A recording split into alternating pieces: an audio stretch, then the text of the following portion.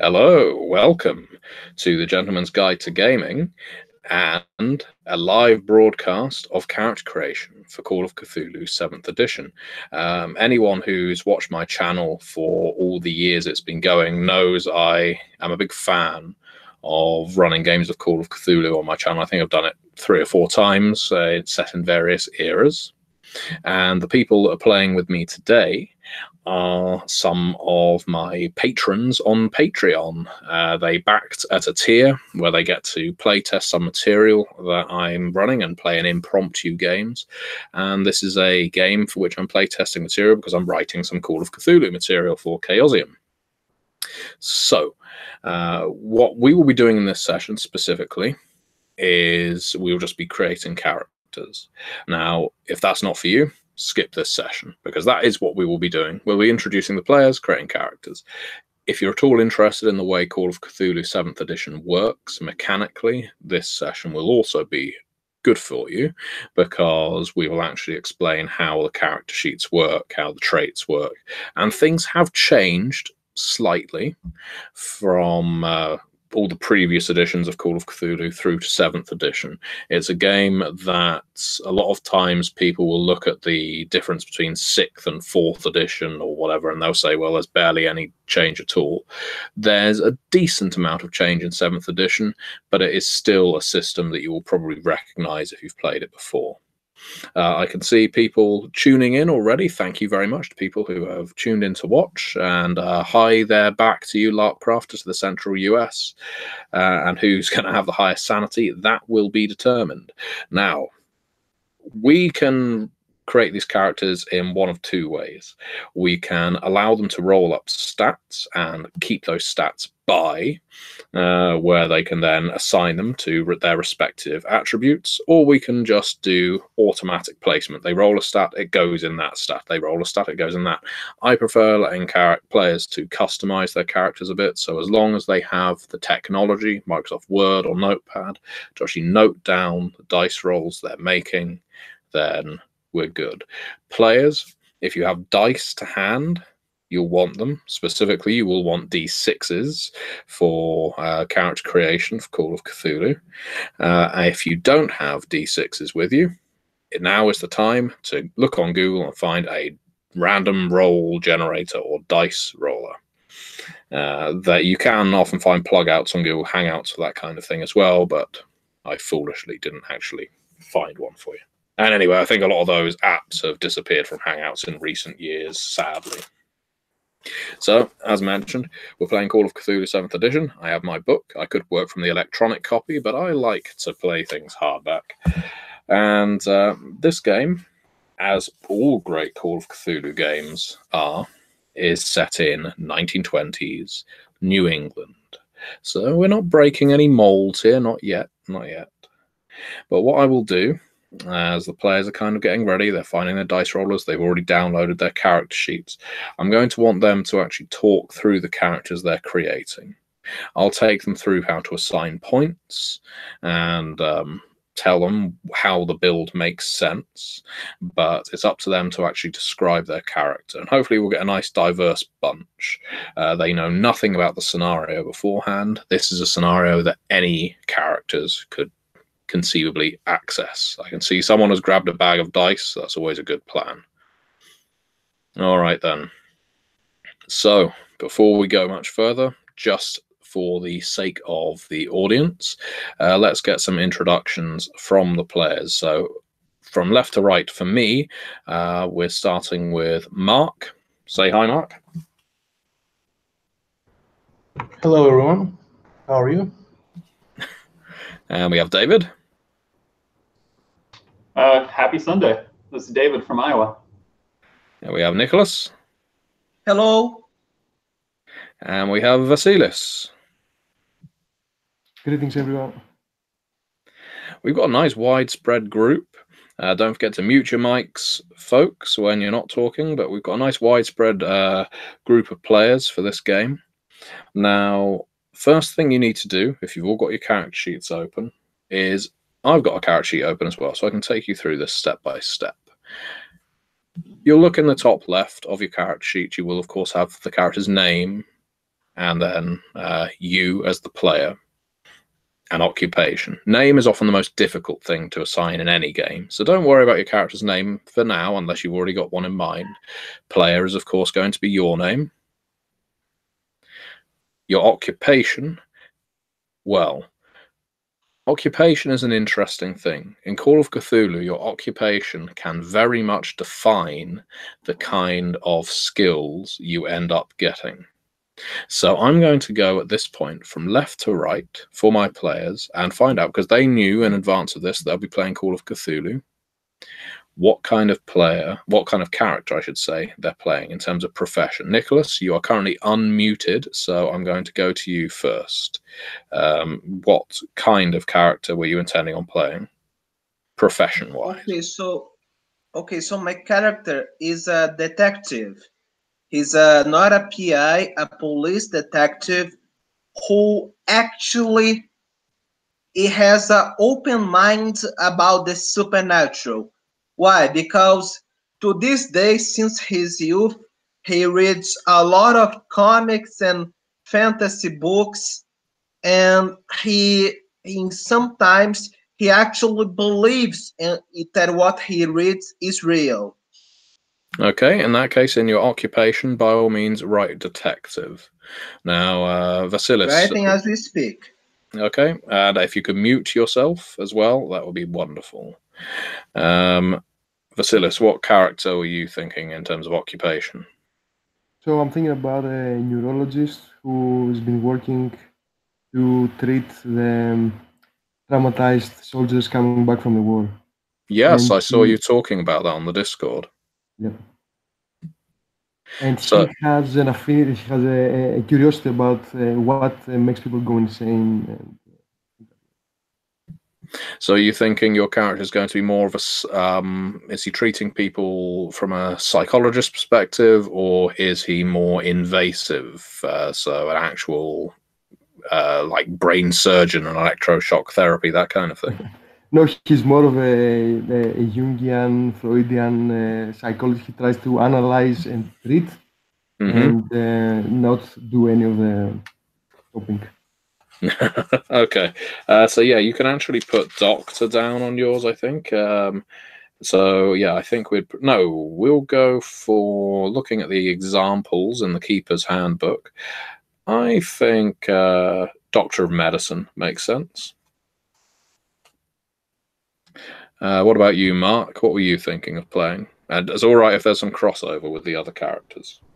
There actually is some crossover. My character is a veteran from the Great War, British Army. He was interned in mental hospital for the sort of mid of the war until the end of the war almost. And there he discovered his taste for writing, and he's now a writer.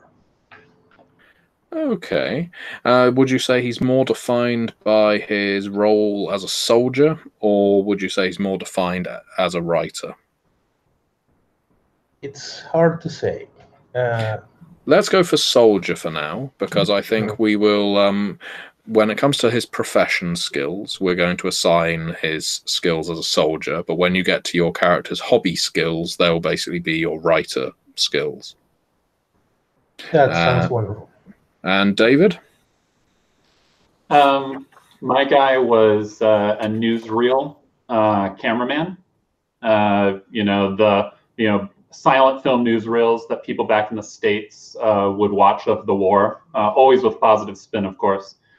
And now that the Great War is over, he's hoping to move into, that fancy Hollywood if he can just get a break, become a cameraman or a director in the films. Excellent. Okay, wonderful. That actually sounds like a pretty solid crew for a game of Call of Cthulhu.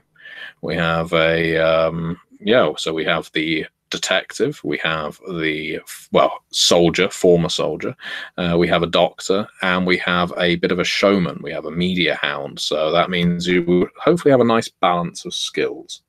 So first thing you need to do is generate your characteristics. I'm going to ask all of you to do this at the same time. Now, in Call of Cthulhu, your characteristics are those stats that are at the top right of your character sheet. So you have strength, constitution, size, you have dexterity, appearance, education, you have intelligence, power, and then you have move rate, and that's defined by the things. Now, I will explain what each of these things does as I tell you the number of dice you need to roll. So make sure you have your dice handy. So the first thing you need to roll is, I will tell you to roll 3d6 and then multiply the result by 5. And I'm going to ask you to do that on 1, 2, 3, 4, 5. I'm going to ask you to do that 5 times, please. So you need to roll 3d6, multiply the result by 5. You need to do that 5 times, and note those 5 times on your Microsoft Word document or on your Notepad document or something like that, on your scratch paper, because you're going to need to assign those stats to 5 of your characteristics that I will tell you. I will tell you which 5. But for now, just 3d6, a 3 6-sided dice, multiply the result by 5. You need to roll 3d6 times 5, 5 times. Is that clear for everyone? Or should I say, if anyone doesn't understand that, feel free to speak now. Okay, so for the sake of the audience, what we actually do in Call of Cthulhu is with characteristics, you can do it in one of 2 ways. Well, in fact, you can do it one of 3 ways, but we're only covering 2 possibilities in this session. When you do your 3d6 times 5, you either assign it the first result to strength, second result to constitution, third result to dexterity, and it goes like that. You can do it like that. But I think it makes for more interesting characters that actually fit how the players see them if you assign them to the characteristics of your choice. Now, there are some characteristics you can't assign these numbers to, but we'll get on to that. So hopefully everyone's currently rolling dice or using their random dice generator and multiplying by 5. Maybe they're no good at maths and they've got their calculator out. Doesn't matter. Something you may note if you've played previous editions of Call of Cthulhu is you will actually end up with a pretty high figure for these characteristics. In previous editions, you often only got something like maybe 16 or 20. It was usually quite a low figure for your characteristics. In this one, your characteristics are about as high as decent skills can get. And that's because you tend to roll against those characteristics in 7th edition more than you do in previous editions. So again, hopefully that makes some sense to you. I can see everyone's chattering away in the YouTube chat, so hello everybody, including people I know. Some people I don't. I might have summoned some troublemakers. What's that, David? I might have summoned some of my friends. Yeah. Excellent. Yeah, by all means, come around. It's a character creation party.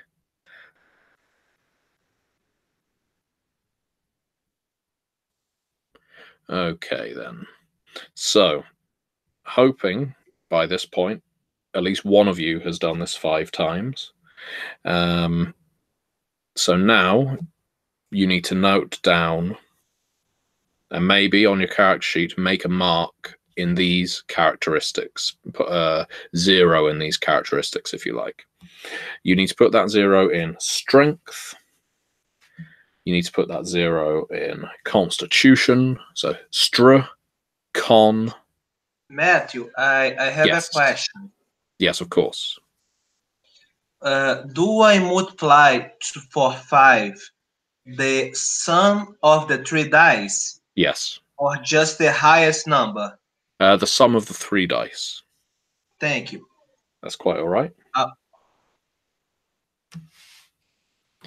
No, obviously no questions are out of bounds, providing they're related to the game.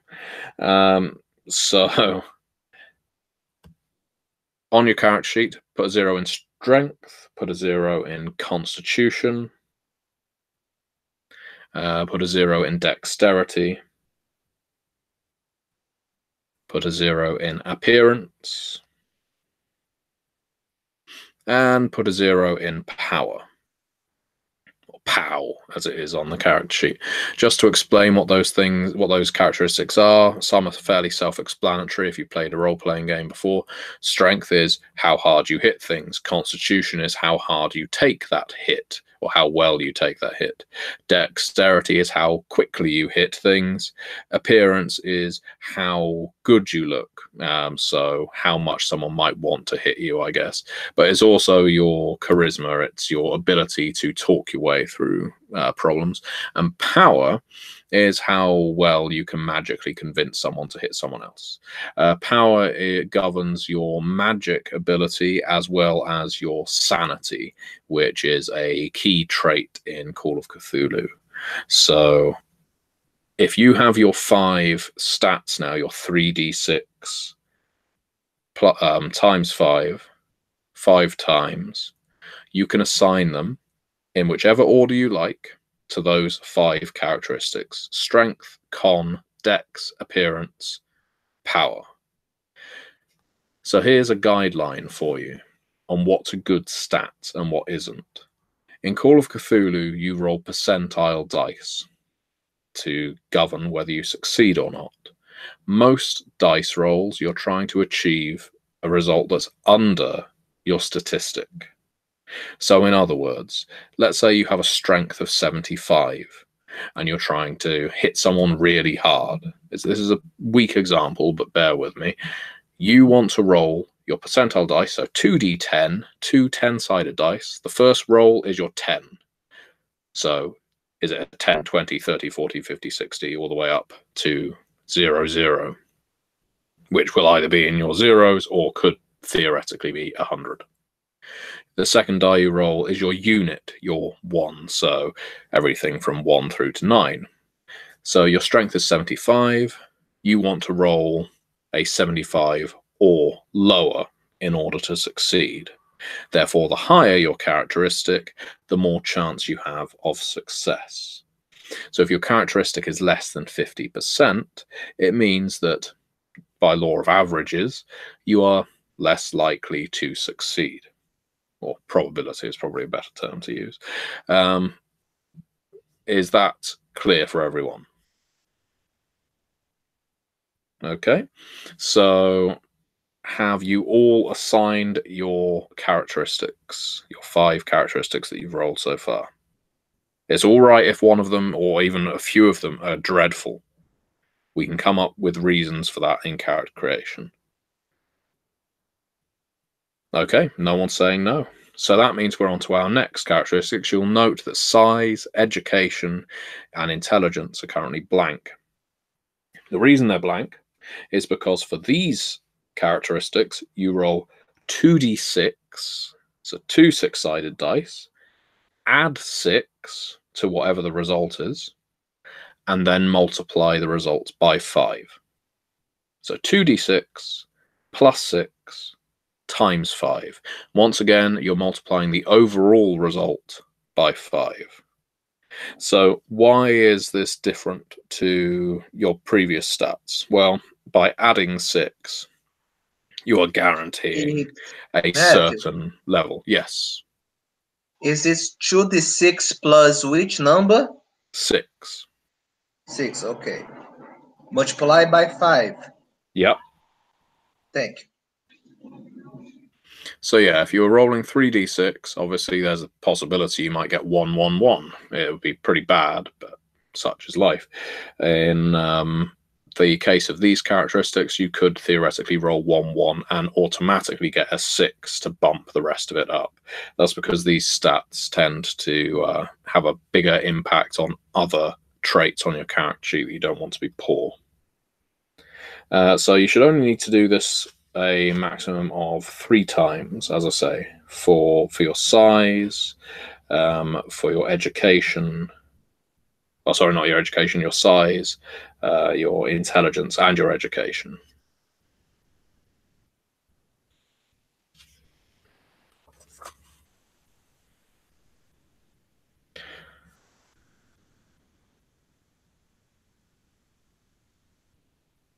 Okay, and once you have those stats rolled, as I say, you can assign them in whichever orders you see fit. And very shortly, what we will do is actually go through what our characters have, and we'll be able to start justifying why a stat might be particularly poor or how it's amazingly close to 90 or something like that. Any questions at this point? Can you explain to me what's the difference between intelligence and education? Yes, in the most simplistic terms, intelligence is your raw analytical power, how you might solve puzzles, that kind of thing. You could even compare it to wisdom in Dungeons and Dragons or Pathfinder, whereas education is actually your book learning, the things that you've studied. So perhaps your ability to decipher a language, maybe. But most of the time, it affects the number of skill points you get later.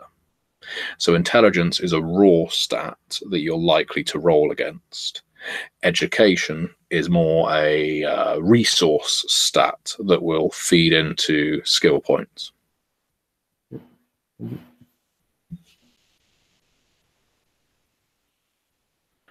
Okay, so we're nearly done. We're nearly halfway there. So nice quick character creation. So now that you've done that, and do tell me if I'm speeding ahead, anyone, you have your luck stat on your character sheet. So you'll find your luck underneath your current HP. So if you look at your character sheet, you'll have luck total. It's in a blue box or blue square. I don't make people or don't allow people to actually assign luck from the rest of their characteristics. Your luck is whatever you roll at this point. And your luck is 3d6 times 5. Just like those characteristics you rolled earlier.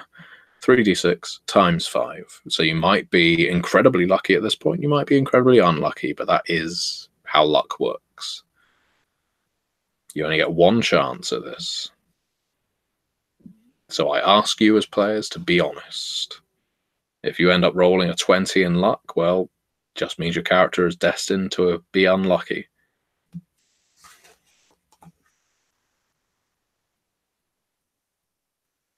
Roll a 30. You roll a 20. No, a 30, a 30. A 30, that's not that brilliant. My total was 60. 60? Oh, well, you've got above average luck. 35. 35, okay. And David?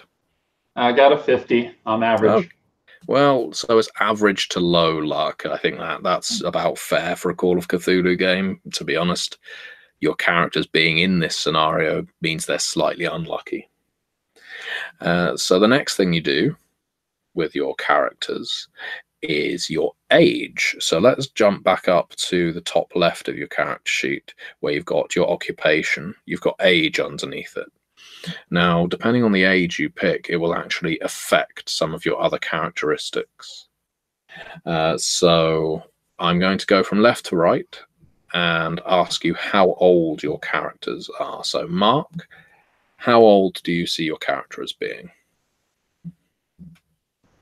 My character is actually 33 years old.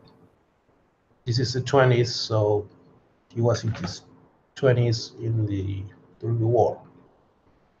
Okay, what that means is you can roll 2d10, you're rolling a percentile dice, and you're trying to get underneath your education. Oh no, hang on, no, wait. You're trying to get over your education on this roll. Let me find the D10. What this is an improvement check. We're basically saying that your character has reached a certain age where he can basically potentially gain points in his education. So if Mark is able to roll over his current education rating, he gains a bonus to his education. That would be 40. And what is your character's education? My education is 60. So no bonus for you. So David, how old is your character? 38. Okay, Wait, same thing for you then. If you could roll 2d10 and see whether you get over your character's current education. I did. I rolled an 87. His current education is 65. Okay, that means you get to roll 1d10 and you get to add the result to your education. Add 8 to the education. Okay. So as you can see, the more educated you get, the more difficult it is to actually add to it. So Nicholas, at this point, if you could roll 2d10 and tell me whether you get above or below. Oh no, sorry. First, we need to know how old is your character. Okay, so my character is 26 and his education is 70. 70, okay, so roll 2d10, two 10-sided dice, and you need to again roll over your education.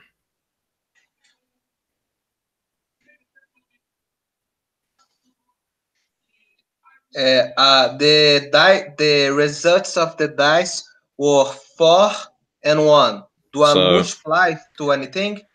So nope, that's it. That means you got under your education, so unfortunately no bonus for you.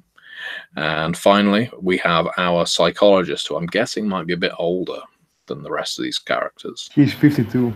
52, okay. So that means you have to make 3 improvement checks for your education. So you get to roll 2d10 3 times, and if you do it once, and tell me whether you get above your education. So I just add 2d10? So just roll 2d10 and tell me whether you get over your education rating. I got a 9. My education is 85. Okay, so you're trying to get a so yeah, you're rolling 2d10 to get a percent. So the first die is your 10. I'm sorry. Okay, good. And your second one is the unit. So consider this my first d10 6 for the tens and 0, so 60. My education 60. is 85. Okay, so first one, no bonus. Try again. 7 on the 10th, so again no bonus. Okay, and one more time. One more time, 5 again, no bonus. Okay, so you get no bonus to your education. You are pretty high on education already. Now you deduct 10 points because of your age among your strength, constitution, or dex. So you've got characteristic ratings in your strength, your dexterity, and your constitution. You have 10 points. You need to deduct those 10 points from across those 3 stats. You could deduct 10 from constitution, you could deduct 2 from constitution, 5 from dexterity, 3 from strength. Entirely up to you how you do it. Okay. But that's because of your character's age.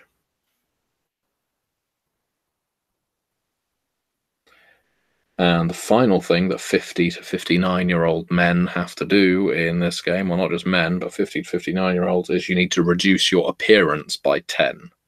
No worries. So we'll see how hideous your character is in a minute. Okay, so before we start talking about the stats that all of you rolled, we've just got the finishing touches on this top half of the character sheet to do. If you note that next to all your characteristic ratings, you will have 2 boxes, 1 box on top, 1 box below. Now, you don't have to do this calculation right now. I would ask that you do it, though, before the beginning of the next session. The top box is half your characteristic. The bottom box is a 1/5 of your characteristic. So the top box is half, the bottom box is a 1/5. Now, what does that mean? Well, in a game of Call of Cthulhu, for the most part, you're going to be trying to roll underneath your characteristic rating. I think that's been established by this point. However, on hard challenges, So let's say you're trying to unlock a door while Shoggoth is creeping towards you. Well, not creeping, roiling towards you, as Shoggoths tend to do in this game. I would describe that at the very least as a hard check. So a hard check is that top rating, half. Basically, you're not trying to roll underneath your characteristic, you're trying to roll under half of your characteristic. You have just increased the difficulty, basically. The bottom figure, the 5th of your characteristic, is an extreme difficulty challenge. Extreme difficulties are very, very rarely invoked in Call of Cthulhu. This would be if you are actually being devoured by that Shoggoth and you're trying to grapple your way free. Then you would probably be trying to roll against your extreme rating, so a 5th of your characteristic. You don't need to do that calculation right now. As long as you do it before beginning of the next session, that would be useful. Okay then, so as I say, we're nearly done. So now we go on to a damage bonus and build. This is in the bottom right corner of the first page of your character sheet. If you have a look down where it says combat, you've got damage bonus and build. Yep. Okay, so to determine your damage bonus, what I need you to do, each of you, is make a simple addition for me. Look at your character's strength, look at your character's size, add them together and tell me what results you have. Don't put it in the damage bonus, just tell me what result you have. So add your strength, add your size, tell me what your result is. So I'm going to start with David. What is your character's strength plus size? Strength 30, size 70, for a total of 100. Okay, that means you get no damage bonus and your build is 0. Your character is a pretty average build character. Fair. So let's go to Mark. What's your character's strength plus size? All right, my strength is 55, my size is 75, for a total of 130. Okay, you actually do get a damage bonus. You have a damage bonus of 1d4, so you can add that to your character sheet, and your character's build is 1. How this will actually affect you is essentially, let's say you're punching something in the face, a deep one maybe, and you punch that deep one in the face, you will automatically add 1d4 to the damage because of your character's innate combat ability. It makes sense given that you are a former military character. And Vasilis, what is your character's strength plus size? So that is a 30 plus 45 to 75 total. You've got 7. Did you say 50 plus 45? 30 plus 45. Ah, 30 plus 45. Ooh, okay. So your character is actually quite small. Again, it makes sense for the psychologist. Your damage bonus is -1, and your build is -1. So what I would recommend is your psychologist does not get into any fist fights with Great Cthulhu. He's not planning to. And Nicholas, what is your character's strength plus size? My character strength is 50. My size is 45. Okay, so that means you get no damage bonus, so you can put a 0 in damage bonus, and your build is also 0. So your character is also average strength and build, basically. That's a nice balance, again, in the group. We have someone who is definitely not physically capable in the form of our psychologist, and we have someone who you'll probably try and push to the front of the group in the form of the shell-shocked soldier.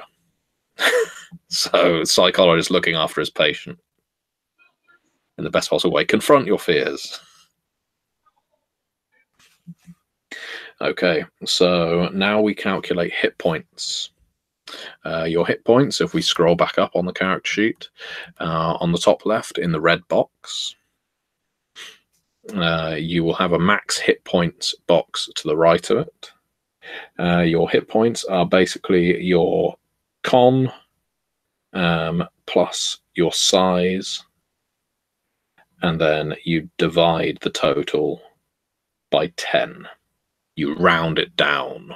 So con plus size rounded down.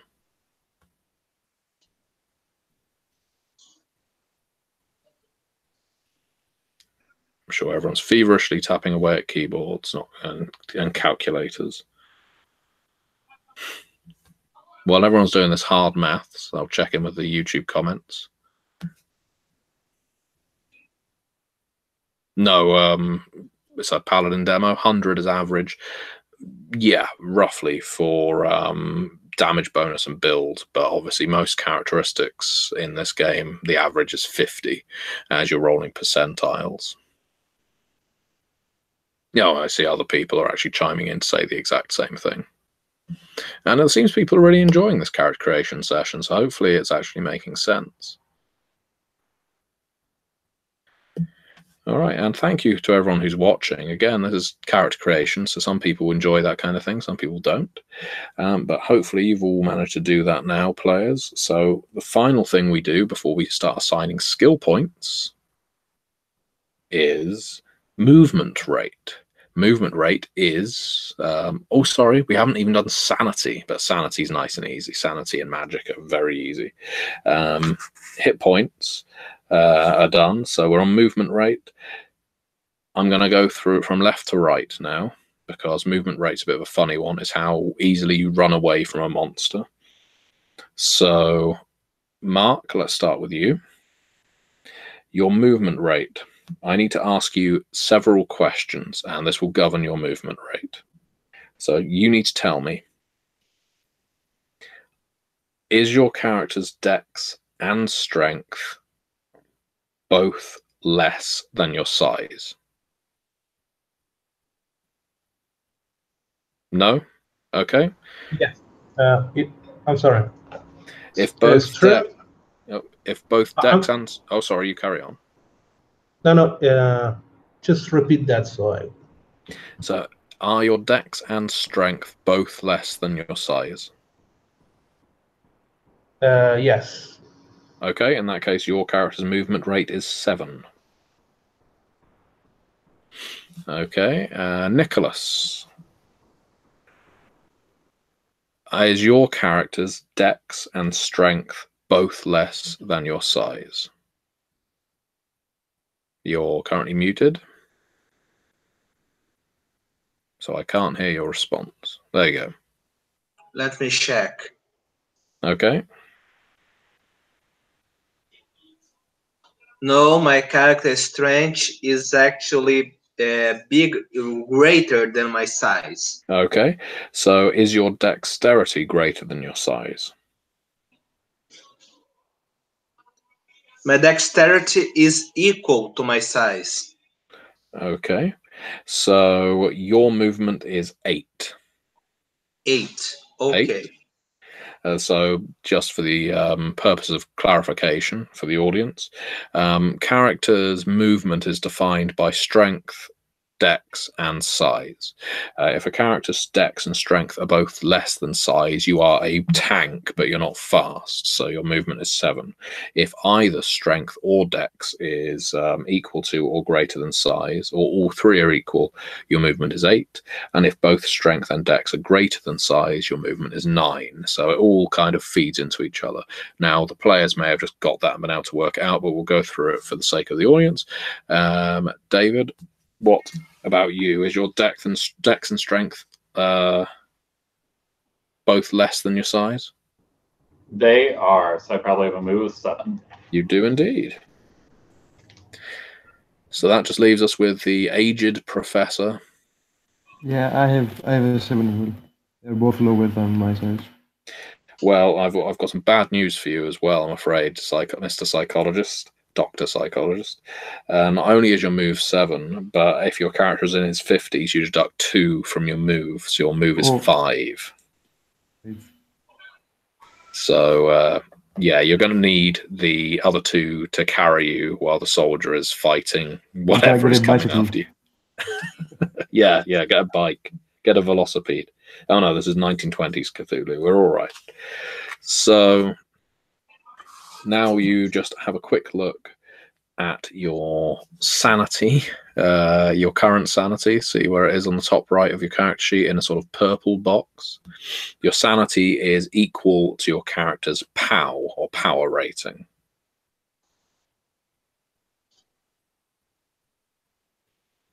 Okay, so whatever your power is, you put that in your sanity box. And your magic points, current MP. Magic points aren't always used in Call of Cthulhu. It really depends on the type of game you're playing. But I'm not giving anything away here. Your magic points are a fifth of your power rating. So if you need help calculating what a fifth of your power rating is, do just post what your power rating is in the chat on the Google Hangout, and I will actually tell you what a fifth of it is. So I'll give you a chance to do that, because I know not everyone's excellent at maths. I'm not. I worked in finance for years and I still can't add up. And I'm awful with dates. My character sheet does it automatically. So there you go. That's good. That's a good sign when you have a character sheet that does an auto calculation for you. I believe this is the one that you download from Chaosium's website as well. So that's good on Chaosium for putting in some macros. So hopefully then no one's having any trouble with that. So characteristics are done. We have the core of our characters formed.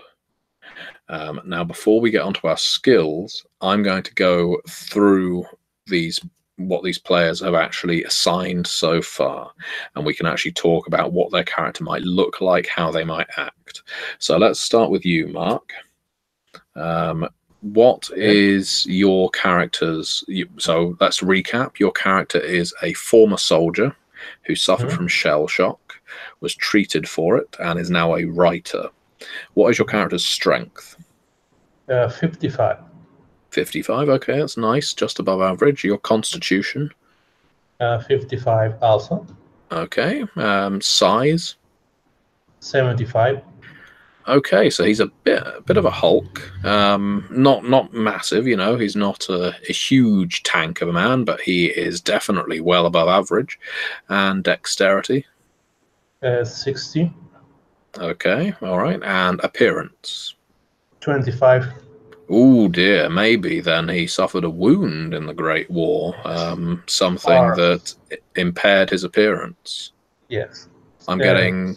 It's a scar. Yeah, I'm getting visions of, I think the character is called Tom Barrow, is it, in Boardwalk Empire? The guy with the, he's got sort of a prosthesis over his face where he suffered a gunshot wound. And here, your character's education. Education is 60. Interesting. Okay, so that tells us something. It tells us that this character wasn't necessarily a private. You know, he may well have been an officer. He actually was an officer. Okay, that makes sense. And captain. Okay, and what about his intelligence? 60. 60. Oh, also good. All right, so far you've only got one really bad stat, but now we're going to look at power. What is your character's power rating? 40. 40. Okay, so slightly below average, I should say. Makes sense, given that you suffered trauma in the Great War. Wonderful. Okay, that's a nicely balanced character. I just want to say he actually went to Craiglockhart, the war hospital. The one in Scotland, yes, from Regeneration. And he actually maybe just met Wilfred Owen and Siegfried Sassoon and talked to them and discovered his taste for writing from that experience. Yeah, so it makes sense. Yeah, and I'd say that, yeah, given his education, given his intelligence, he isn't necessarily a bad writer at that. Okay, so what about you then, David? What is, so let's recap your character. You're a bit of a flashy reporter. Yep, I was the guy that filmed the newsreel footage for World War I, and I'm not as worried about the news. I'd like to become a director in Hollywood. Okay, so you're getting a taste for the silent movies. Yep. What's your character's strength? That is my weak spot. I'm at a 30. Okay, but not quite as bad as the soldier's appearance. And your constitution? 55. Okay, so you could take a hit or two. What about your character's size? 70. I'm pretty tall. Yeah, very much so. A kind of Ichabod Crane character. Yep. And dexterity? 65. Got to keep the camera steady. Yeah, and appearance? 70. Oh, very impressive. Okay, maybe you should think of a career in front of the camera rather than behind it. Maybe. And maybe you need to present your films, sort of a Rod Serling thing. Education? 73. Wow. Okay, that's a good education. And obviously it's a strange number, but the reason it's a strange number is because we added 8 to it earlier with your improvement roll. Mm-hmm. And intelligence? 60. 60. And power? 50. Okay, so yeah, that's consistently above average character except for your strength. Nice. All right, lovely. And okay, Nicholas. So let's recap. Your character is a detective in the police force, but he has an imagination for the supernatural. Imagination for the supernatural. His X-range is 50, but his constitution is only 20. Oh, okay. So let's think about why that might be. He's a police officer. I kind of imagine him as tall, but very gaunt, very skinny, because he works all the time and reads on his free time. So he actually forgets to eat a lot. Okay.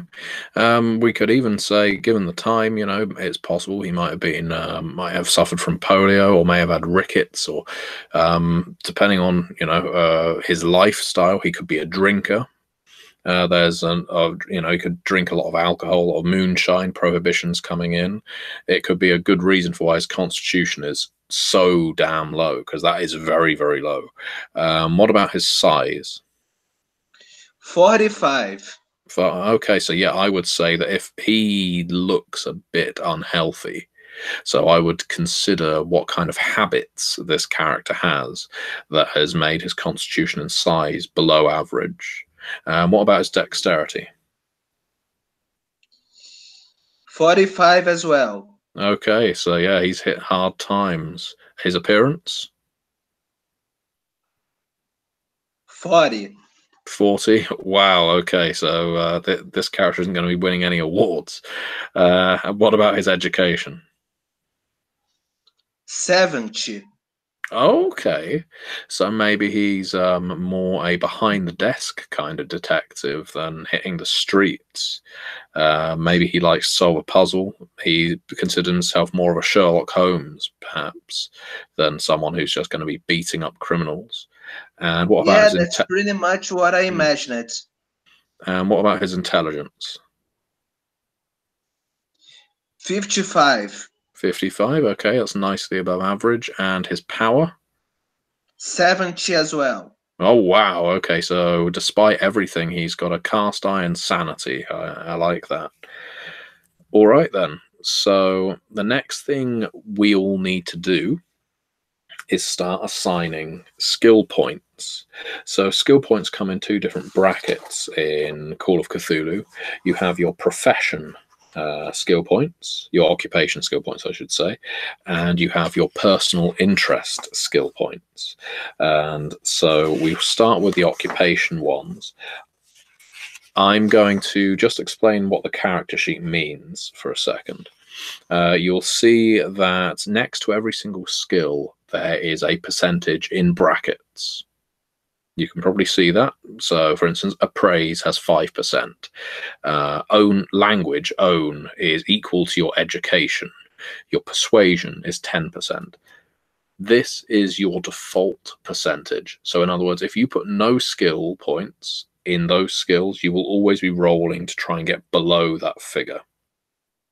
Now, you can see that those figures are pretty low. for most things. So if you have no training in how to use sleight of hand, your sleight of hand skill, pickpocketing and so on, is just going to be 10%. But if you decide to add 30 of your skill points to sleight of hand, it goes up from 10% to 40% because you're adding 30 to 10. Hopefully that makes sense. So what I'm going to need you to do is stay muted, please, because this is going to be a bit of a calculation thing.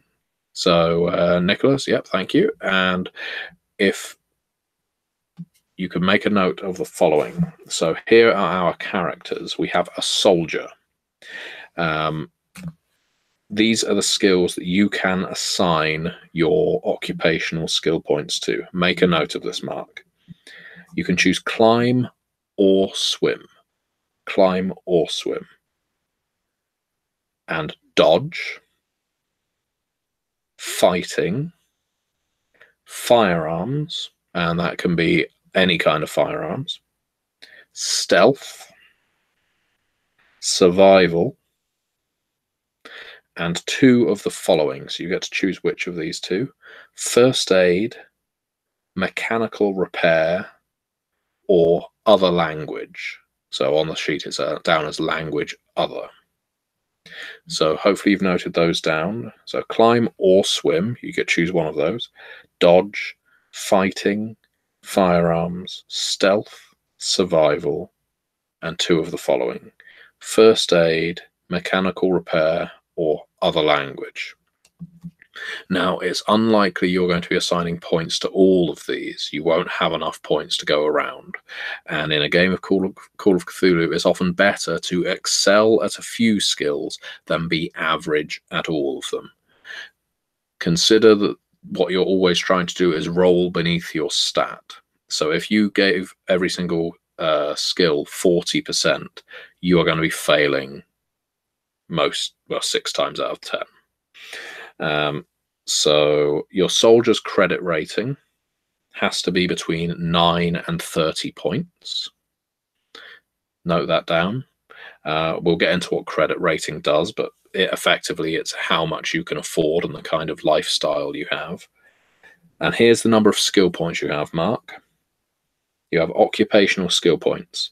That are your education multiplied by 2.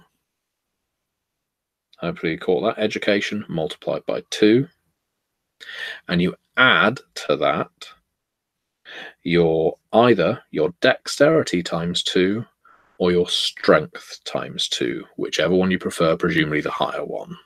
I think they're equal anyway, if I remember. No, they weren't. That was your strength and con. But yeah, so that will be your total occupational skill points. That's probably going to look like a lot of skill points. It's going to be well over 100. But given I've just given you something like 7 skills, those skill points will not travel far. You will not be able to just spread them widely, scattershot them. Focus on what you think your character is going to be excellent at. My general rule of thumb is try to never give over 90 points to a particular skill because it's frankly wasteful. And it makes your character the best in the world, which can be interesting but takes some justification. So now that you've got that down, Mark, I'm going to leave you to assign those points. David, your character, who we have, let's see, in terms of the occupations, I wonder, would we consider your character more of an entertainer? Or, just looking at some of the other options here, maybe one that we have to come up with all by ourselves. Or, no, in fact, I think engineer might make a bit of sense. What are you thinking? Do you have the book, David? I do not have the book. I'm assuming that entertainer leans more on the charisma, persuasion sort of build. Yeah, but I think what I'm going to do is mix it up a little, if that's all right. I'm going to lean into entertainer, but you're not basically working in an engine room. You're not going to be fixing cars and the like. So, first things first, you get to choose an art or craft. So that's one of your occupation skills. Presumably that's going to be photography or something like that. You get electrical repair. You get 2 interpersonal skills. So you get to choose between charm, fast talk, intimidate, or persuade. You get to choose which 2 of those.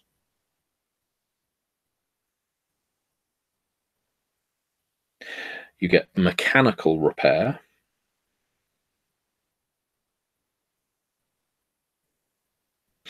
You get listen. And you get any 2 other skills. Any 2 of your choice. So your credit rating, David, has got to be between 9 and 70. And I should say with credit rating, basically, if it's got to be between something, you will always start at the bare minimum. So the soldier will always have at least 9 in credit rating, as will the entertainer. So where every other skill has a percentage next to it, you both start with 9 there. You can put points into credit rating, just as you can with every other occupation skill. But you can also put your hobby skills in there, personal interest skills too. So your occupational skill points, David, are going to be education times 2 plus appearance times 2.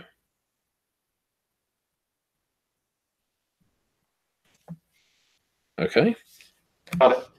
Okay, lovely. So, Nicholas, your character is a police detective. So, your first occupational skill is either, you get to choose, it's either going to be art/craft or it's going to be disguise. You get to choose one of those. You get also have firearms. So make a note of these. Make a note of the fact these are your occupational skills. You've got art, craft, or disguise, one or the other. You have firearms. You have law. You have listen. Can you repeat that last one? Listen is the skill. I'm not just telling you to listen. You have one interpersonal skill. So that one interpersonal skill is either charm, fast talk, intimidate, or persuade. You get to choose which one of those you want. So I'll go through them again. Charm, fast talk, intimidate, or persuade. Do I pick 1 or 2? You pick 1 for your character. Okay. You then have psychology,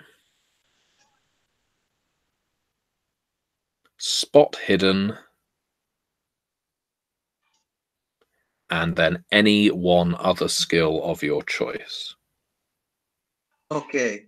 Okay, so next thing we need to do, if you've noted those, your credit rating will range between 20 and 50. So your credit rating bare minimum is 20.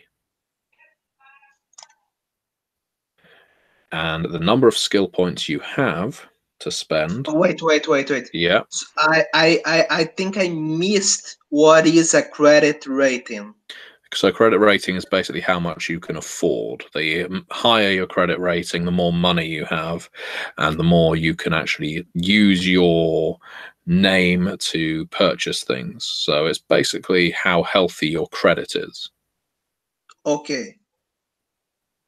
So if your credit rating is low, you're not going to be able to buy much, and you're going to be living in squalor. Okay, got it. So finally, you have occupational skill points. Your skill points, Nicholas, Yes. Do excuse me, I'm just going to, I think you've got some background noise, so I'm just going to mute you, but you can hear me. So your occupational skill points are your education times 2, and then you add either your dexterity times 2 or your strength times 2, whichever is higher. Presumably your strength, given how your character's been described. So next up is Vasilis, and we have Professor. We also have, we had Doctor of Medicine. So I think Doctor of Medicine is what we're going for here. Yep. So your skills are First Aid. Then you have Other Language, Latin. Technically, you can take Greek as well. You don't have to have it as Latin. You have Medicine, Psychology, Science, and then Biology, Science, and then Pharmacy,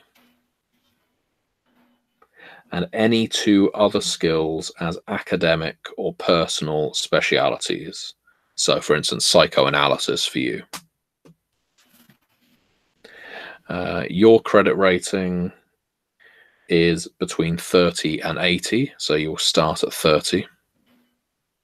The field of medicine pays well, and your occupational skill points are your education times 4. So That's yeah, 85 times 4. yes, you have a lot of occupational skill points. So you see, it's worth keeping him around, even if he is an incredibly weak character. So now all 4 of you, have all those points to spend between the skills I've just named for you. So you take the time to do that. I'm going to engage with people who are watching this. One question. Oh, yes, of course.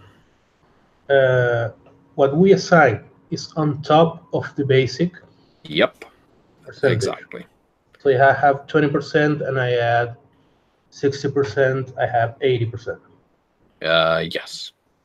Thank you. That's all I want to know. Thank you. So let's see.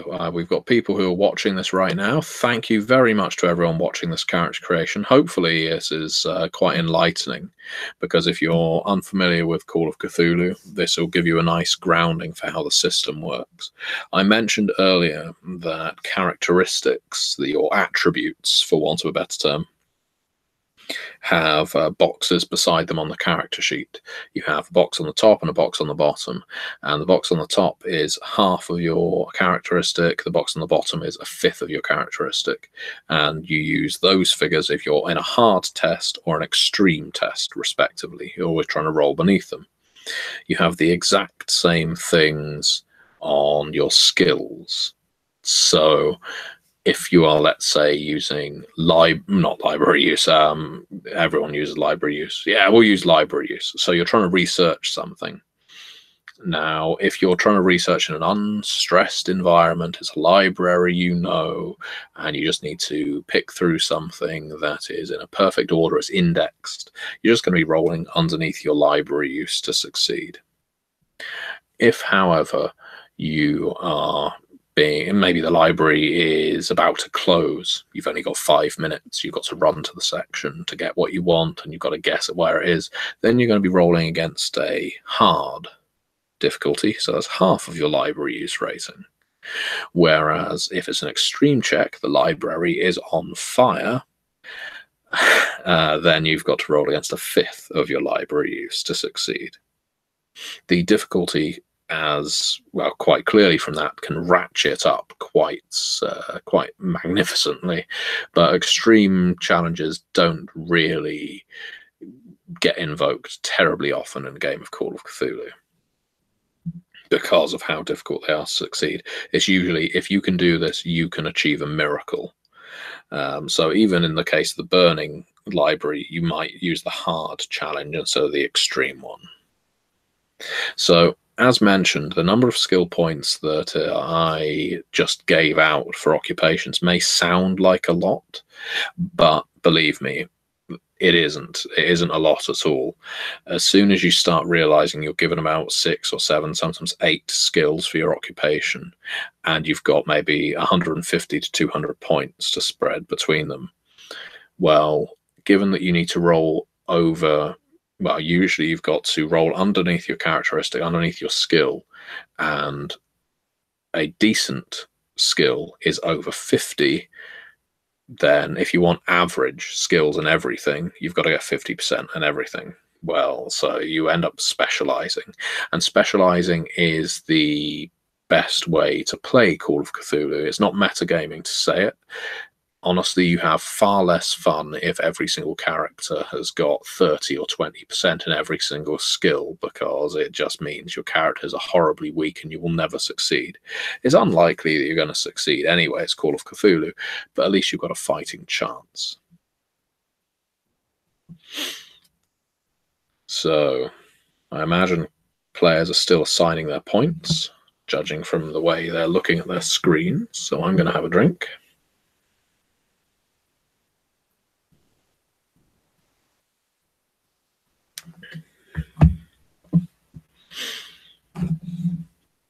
While they're still doing that. So, people watching, how many of you have actually played Call of Cthulhu 7th Edition? You tell me in the comments. Have you played Call of Cthulhu 7th Edition yet? I'm eager to see your replies. Of course, I don't know how long it actually takes for these replies to come through in the comments. There we go, there's one. Well, Bit Jockey, hopefully this will make Call of Cthulhu appeal. I do think 7th Edition is the best refinement of the system so far. And a nyet from the Logic Bomb. There haven't been a monumental number of changes from edition to edition, and I think that's a good thing. You know, Chaosium's Call of Cthulhu has never really lost what it had in 1st edition, so it's always felt nicely familiar to Call of Cthulhu players. But each edition adds something or takes something away, has a new feature. One of the nicest features of Call of Cthulhu 7th Edition is what's called pushing your luck, or pushing a roll. I'll explain that now for the players as well as the viewers. So in a normal course of events, you're trying to roll beneath your skill. We've established that. Now, if you roll anywhere between a 96 and a 99, your roll is going to fail badly. It would in most games be considered a critical failure. And likewise, if you are able to roll a 0-1, you have achieved the most fantastic success that you've ever been able to. But then you could push your roll. So let's say you've got 66 in intelligence and you're trying to outwit a necromancer. Now, this necromancer is it's a contested roll. Your skill is 66. At the very least, you need to roll beneath 66. Let's say you roll an 86. So you know you've failed. And what's worse is you know you've failed and you're up against a necromancer. He's probably going to do something stupid, something horrible to you. You can push your roll. And what that means is you can roll again. You can simply choose to take the reroll. Easy. Easy as that. No penalty for doing so. Unless you fail. Because if you fail a pushed roll, you earn a catastrophic failure, worse even than if you'd achieved a critical failure the first time around. So let that sink in. That 86 failure wasn't a critical failure. You could take that and it would be bad, but it wouldn't be the end of the world. If you decide to take a pushed roll and you fail again, you are essentially calling on Cthulhu to swallow you up, and he probably will. Failures on pushed rolls are a good way to end a character's life in a dramatic fashion. Right. So, and I see Mikhail is currently prepping Masks of Nyarlathotep. I'm currently running Horror on the Orient Express, Mikhail, but I do actually have the Masks of Nyarlathotep prop set with me. Let's see. I'll go that down here. So I don't know how well this shows up. There's the Masks of Nyarlathotep prop set. It's a lovely box full of lovely props, and it's from the H.P. Lovecraft Society. I very much recommend it. It's a beautiful box.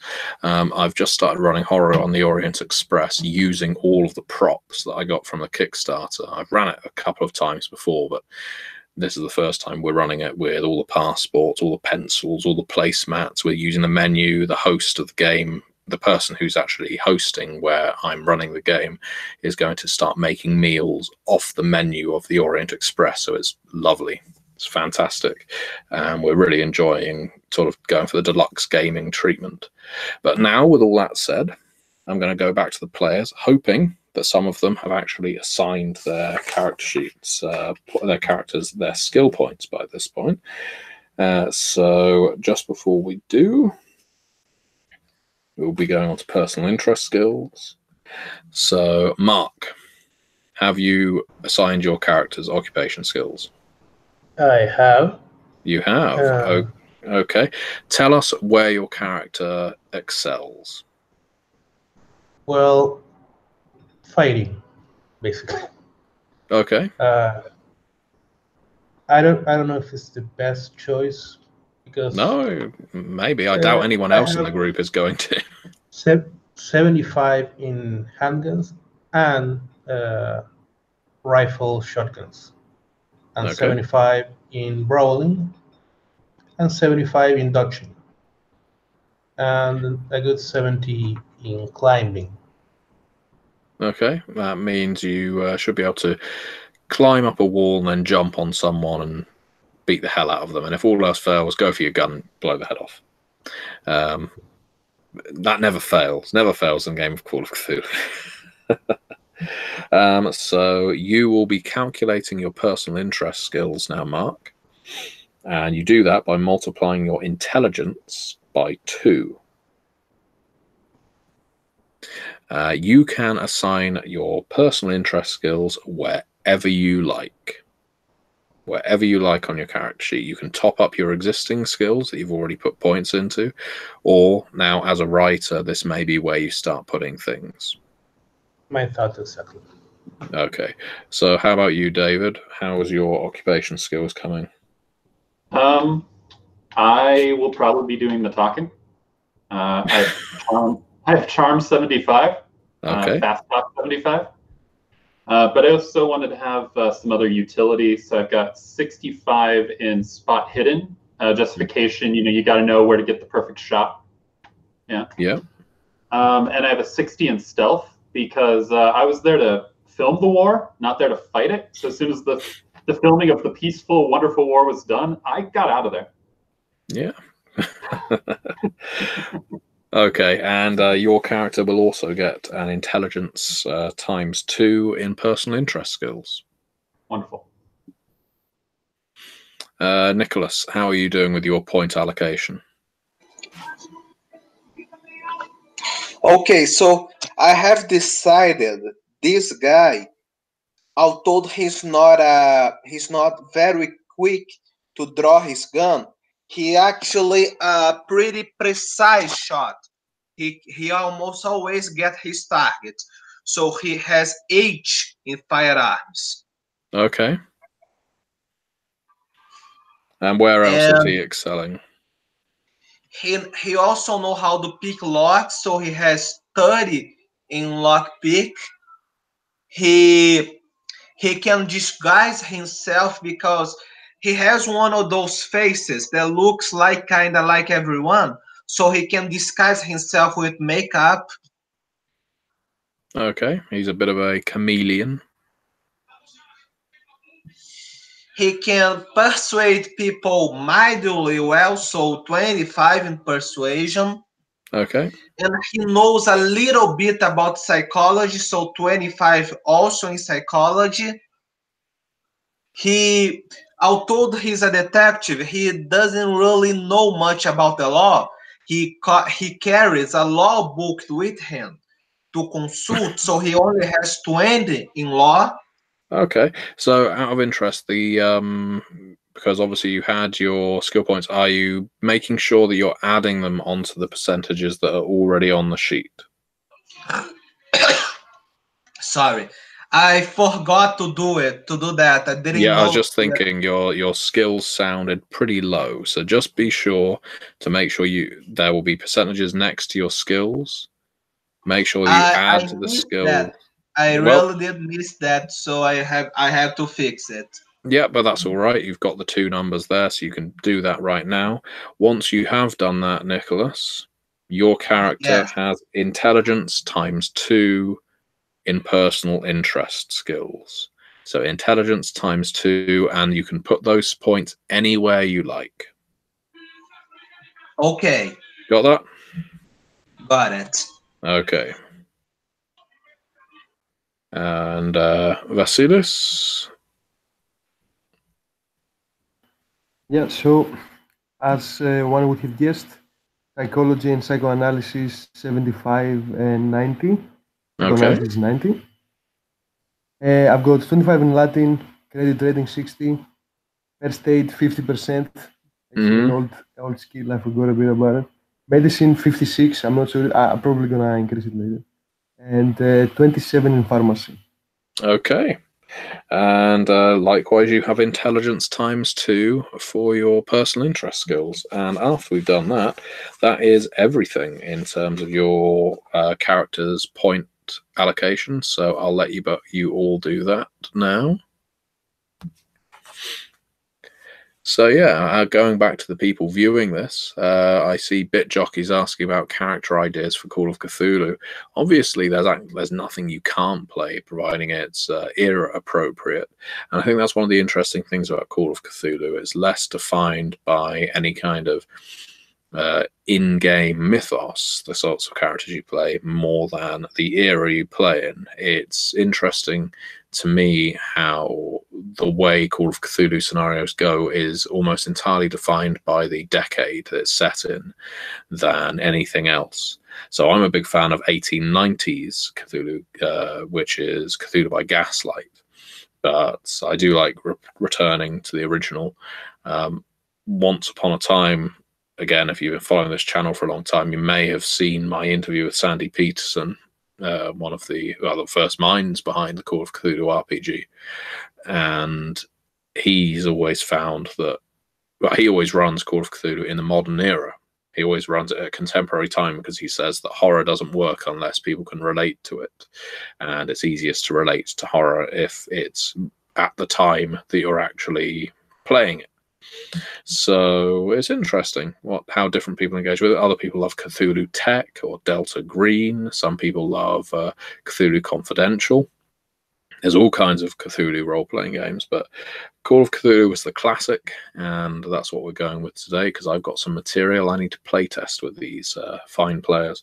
Now, if you've only just tuned in, if you have, this is a character creation session. We're not going to be playing today, but if you're interested in playing any games that I'm running, in the description of this video, there is a link to my Patreon. I am going to ask for your money because it's my time and any effort that I decide to expend.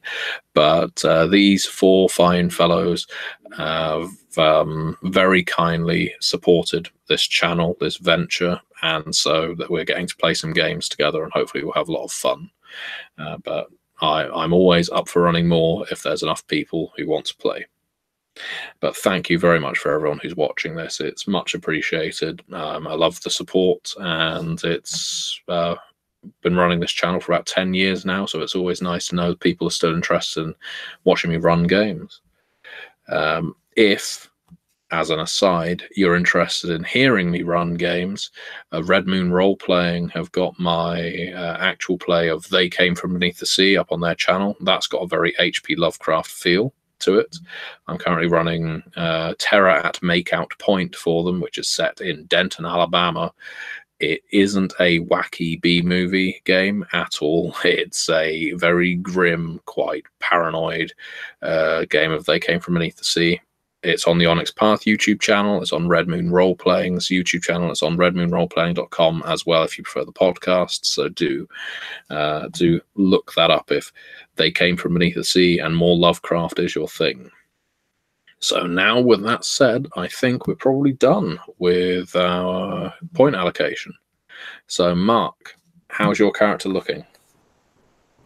Okay, I added another extra 5 in brawling, just to make sure you know. And then a 75% in library use. Oh, yeah, that makes sense as a writer. Yeah, it's about and 75% on intimidate, because it's a big soldier with a scar across his face, and he is intimidating that way. No, I think that makes a lot of sense. Okay, then.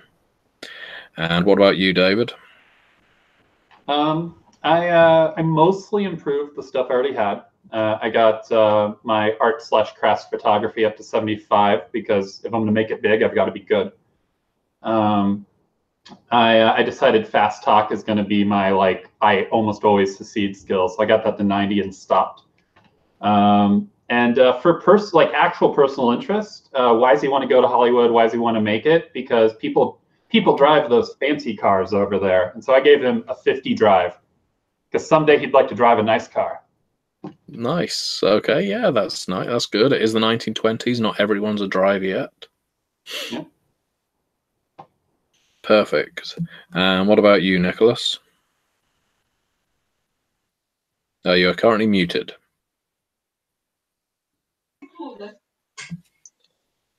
Okay, so now that you have pointed out to me that I have to add the percentages, now my character has 105 lives. Like I said, he almost always can get his shot.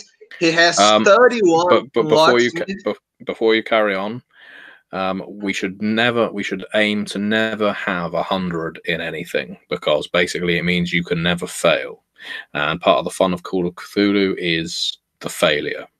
So what I recommend is take 10% off of that firearms skill and assign it to any one of your other profession skills. So you go down to 90. Okay, I'm going to assign it to spot hidden. Okay. Now spot hidden is 45. He can hide moderately well. Okay. He has persuade 10%, psychology 35%. No, sorry. Persuade 35 and psychology 35, 45 for disguise, and 25 for law. Now I'm going to ask you to repeat about my free time point. Sorry, your personal interest points. Yes, personal interest. I didn't get that first time. It's your intelligence multiplied by 2. Thank you. And I can use in whatever I want, right? Yep, as long as it's a skill on the sheet.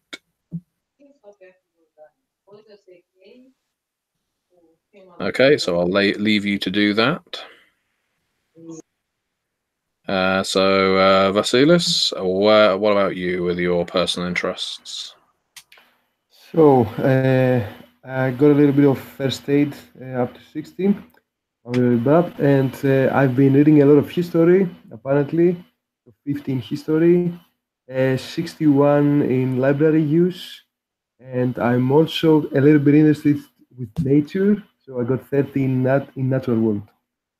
Perfect. Okay. Well, while Nicholas is finishing off his character, the last things you really need to do with your characters is, if you scroll all the way back up to the top, all we really need at this point is your character's name.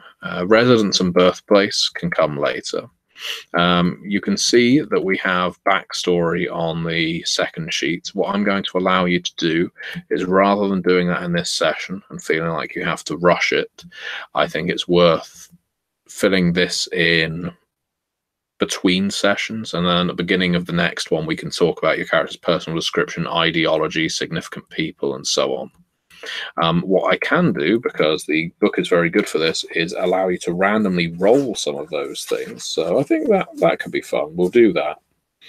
But in fact, hell, let's do it now. Well, let's do it after you've assigned character names. So, Mark, what's your character's name? Henry Trent. Henry Trent, Captain Henry Trent. Exactly. And Mark, on your character's backstory on the second sheet, I need you to make the following notes. You're going to need to roll a d10 for me, please. So roll 1d10, please.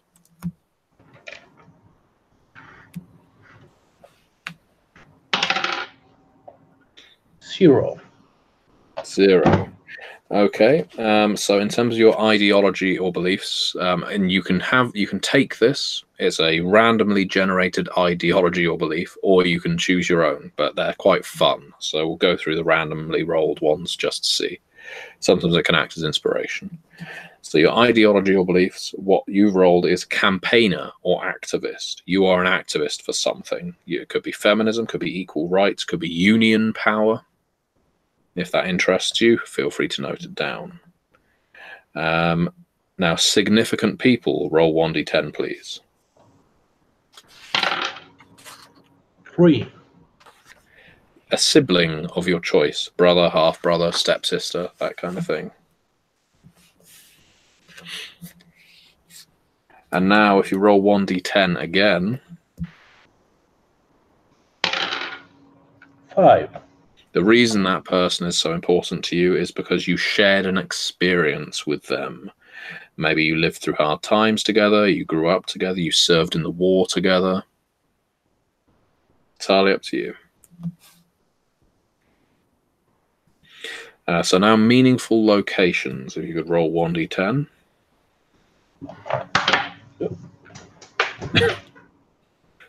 It happens. I have another one.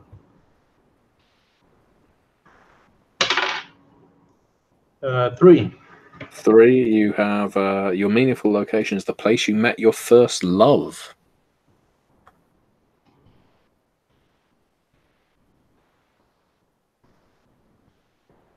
And roll 1d10 one more time, please.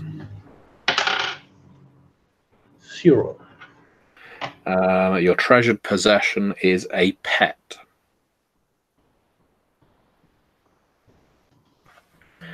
Okay, so I'm going to move on to David. I'm going to look for... my name is Jack North, a good American name. That is a good American name. Let's see what your ideology is according to the book. If you could roll 1d10 for me. Sure. 9. Money is power. I'm going to get all I can. That sounds about right, doesn't it? Again, please. 8. Your significant person is a famous person, your idol or hero. You may have never even met them. Okay. Roll 1d10 again, please. 5. Again, it's because you shared an experience with them. So you shared an experience with your hero. Up to you what it was. Again, please. Okay. I've got a 10. Your meaningful location is your workplace.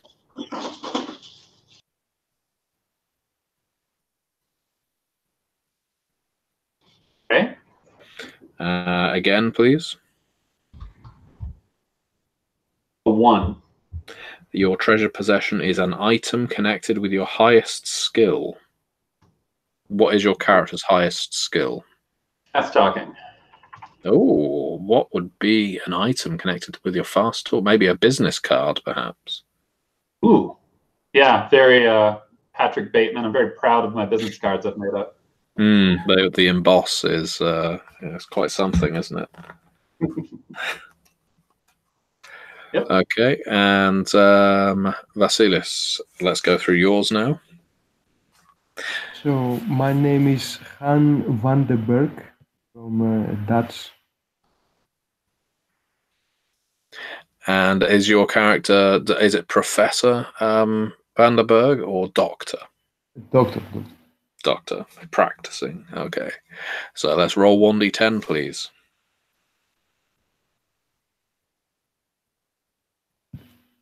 9. 9. Your ideology is money is power. Oh, great. It doesn't have to be. Remember, you can change these. These are book suggestions, but they can make characters go in interesting directions. And just so everyone here is aware, as we carry on with this, you don't have to note all of this down immediately. This is going to be recorded. It will be on my channel. So if you need to go back and listen to it again, it will be there. So do keep that in mind if you feel you've missed anything. Significant people now. So roll 1d10, please. It's a 7. A childhood friend. Oh. And if you could roll 1d10 again. A 3. They give your life meaning for some reason. Probably went insane. Yeah, they were the one person you couldn't save. Meaningful location now. 1d10, please. A 1. Your seat of learning, so your school or university. Okay, university. And one more time. A 2. Your treasured possession is an essential item for your occupation. I'll let you choose what that is. Okay. Could be a doctor's bag. Probably a recorder. Were there recorders in 1920s? Well, not cassette recorders. Could be. Maybe a notepad. Yeah, it could be a notepad. It could be like a leather-bound notepad. They were recording. Obviously, you could record sound onto records. So yeah, you could actually have a literal recorder, which could be interesting. You might be the first psychologist to actually record your patients. Yes. With or without their permission. So, Nicholas, going back to you, what is your character's name? My character's name is Bradley Charles. Bradley Charles, okay. Detective Charles. And if you could have a look on the second page of your character sheet, Nicholas, and by all means, you don't need to fill all this in right now.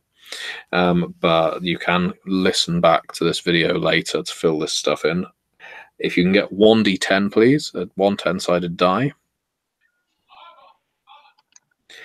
Just a second. Yeah. 1. Okay, so your ideology is that there is a higher power that you worship and pray to. So it could be Vishnu, Jesus. That fixed the character. Okay. So again, you don't need to note all this down yet. You can listen back to this video when you've got some time. So roll 1d10 for significant people, please. Now it's 2. You have a grandparent that is significant to you. And if you could roll 1d10 again, please. 6. You seek to prove yourself to your grandparent. Okay. Maybe this is someone who inspired you in the past, who maybe made you take up law enforcement, or perhaps opened your eyes to the supernatural. So roll 1d10 again, please, for meaningful locations.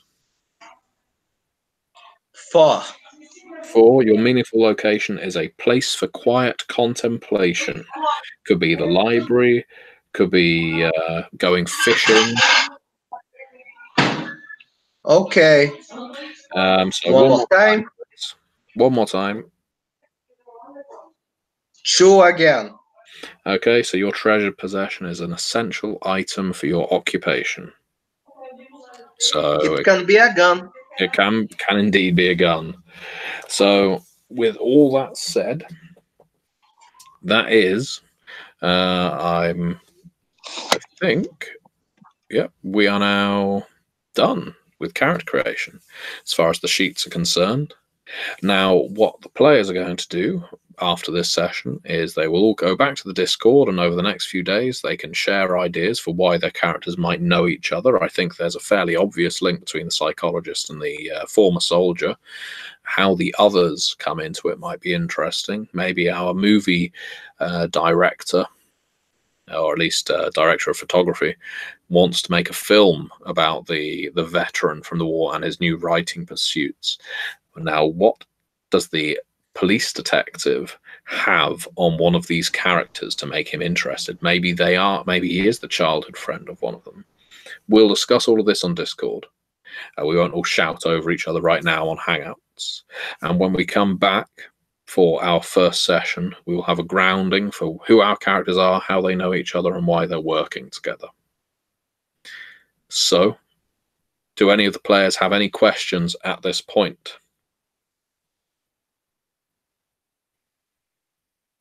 Nope.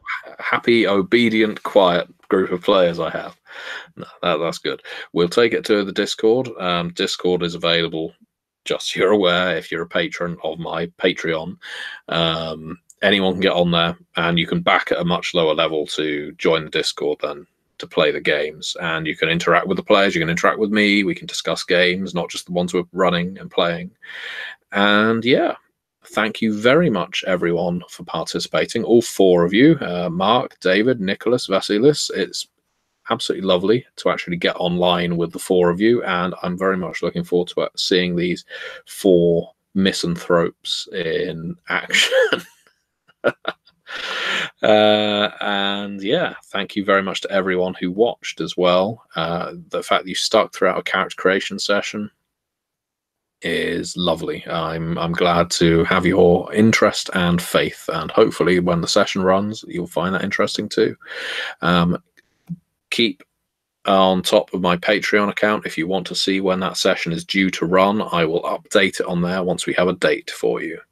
So the link is in the description box, and I thank you very much for watching.